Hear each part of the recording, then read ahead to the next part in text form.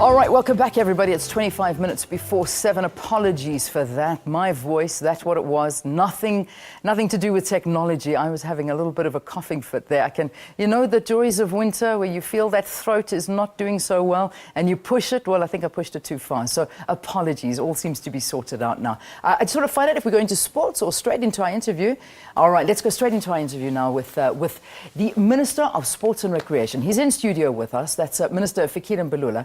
Has lambasted the private sector, describing them as hypocrites. He lashed out because, according to him, the private sector prioritized sponsorship for already established athletes and federations instead of sponsoring sports development. Mbalula was speaking ahead of a strategic sports workshop attended by MECs and sporting federations. He's in studio with me. Good to have you. Good morning. Welcome to the program. So, yesterday, you're making these comments, and particularly aimed at big corporates. Is that pretty much so what you're saying?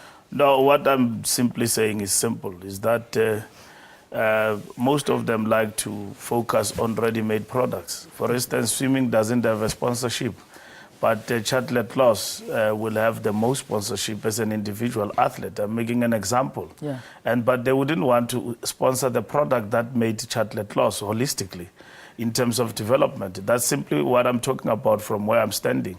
And I'm just saying to them that invest in development so that you've got a complete cycle of a developed person, and in particular focus on development, because not ready-made products where you don't know where they basically come from. So partly they wouldn't go there because there is no space for media for them to sell their products. Yeah. They wouldn't go there because there is no glamour in development, but they want to recognize this. Chad became the best of the best and the well-sponsored athlete after the Olympics, but the swimming still decry problems of being supported, because we need more Chad Letlo, we need more Cameroon van der Berg, we need more of our athletes in the system to be supported individually, but collectively swimming as a sporting code going forward. Yeah, and that's, I think you hit the nail on the head, is that you find that corporates, you know, they want, for instance, I know we're using swimming as an example, you want Chad Leclos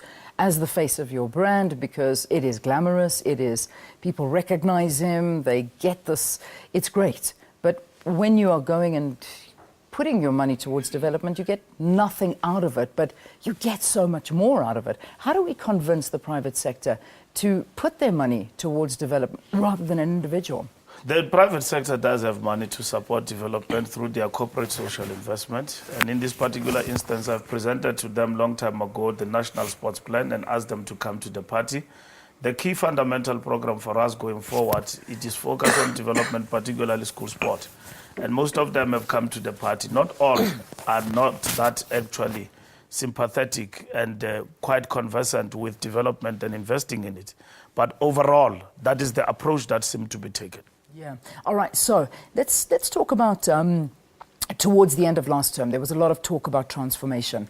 This was discussed yesterday as well. What's the approach for transformation? The approach is simple, Leanne. It's part of our priorities. And we are saying that we need transformation.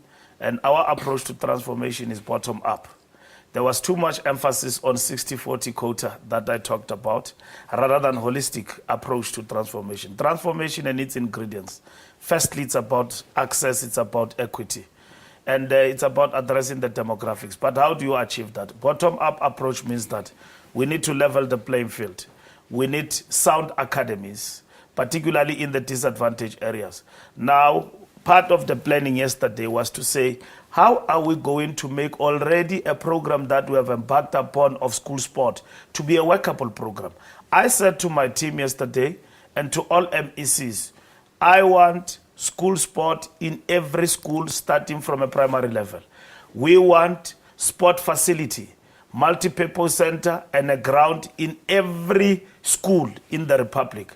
Secondly, we want to complement that with community sport. What President Zuma said in Parliament, let everybody play in a massified way. It can be rugby, it can be cricket, it can be football, massified communities. We said our MECs must get in there and support rural sport, support community development sport in all areas, in various competitions in different areas in the country. Well coordinated and integrated into our plan. So that's what we're basically going to do. And this is what we have already been doing. And we want in every school to have physical education as a subject. Yeah. And we want in every school a teacher or coach to be dedicated in every school to focus on sport programs, nothing else. Yeah. And we think that will go a long way in terms of preparing our athletes in every school for high performance and for bigger plan in terms of development and unveiling this talent.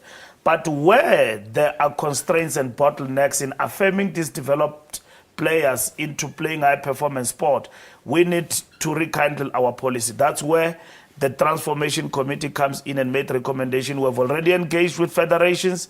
I'm going back to them to say that now that we have received our report, what is your account and how are we going to accomplish transformation in your different federations? That will culminate into a statement of commitment from all of them. Yeah. In relation to what they are going to do and the support they will get from us. Brilliant. So is this something that you want, when do you want to see this being implemented? It is already been implemented. We're already on duty. This was not an election statement like others will say. We're already on duty. We're continuing. We did the 5 federations. We're doing the rest now. And then we're consolidating in terms of bilateral engagement with each federation about their program of transformation in the Republic. All right, so just to wrap up, we've got Team South Africa competing in the Commonwealth Games coming up shortly in Scotland. How's our readiness? What do you think we can achieve out of this? We are ready for Commonwealth, and our team will be departing on the 15th, and then we'll be sending them off, you know, in a big bang kind of. But we know that the message is very clear. Go and collect medals and make South Africa proud and continue to fly the flag. And we support our team, SA, and I think the athletes are excited going forward. Commonwealth, part of the preparation for the Olympics. We're investing big time now in relation to Operation Excellence and supporting our athletes, those who are preparing for the Olympics. I've made a case in government in relation to Operation Excellence from a point of view of funding and supporting our athletes. But South Africa, support our team. Meet on the 15th when I'm back from Brazil, of course. Yes, of course. Well, there you have it. So lots happening under the eye of our Minister of Sport and Recreation, Fikile Mbalula. Thanks for popping in. Thanks for talking to us, and good luck going forward. So we're talking about the private sector getting more involved, not just sponsoring individuals, rather focusing in on doing a lot more for the development of sport here in South Africa. Also bringing in sport as now a compulsory subject at schools, which I think is a brilliant idea. I really, really do. And then, of course, the Commonwealth Games coming up. So thank you again for coming and discussing those issues. Let's take a break. The Art Bulletin.